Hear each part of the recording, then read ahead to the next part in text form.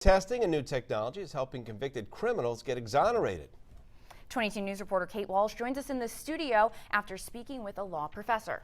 Well, the Netflix series Making a Murderer has the nation talking about DNA and other testing that can prove someone's innocence even after decades in prison. So I spoke to Western New England law professor Bridget Baldwin about how it all works. She said DNA testing has been around since the 80s, and it was originally used for paternity tests.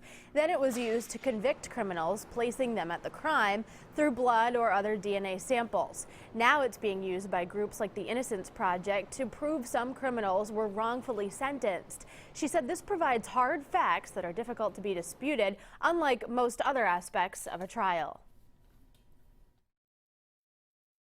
Testimony or eyewitness testimony is the main factor or one of the largest factor that contributes to wrongful convictions. It is the highest because we make mistakes.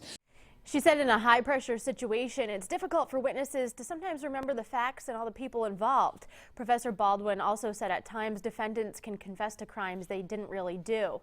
Often organizations like the Innocence Project will review and take on cases for free to try to prove a criminal's innocence, but it's usually only after inmates have exhausted all appeal options themselves. Live in the studio, Kate Walsh, 22 News.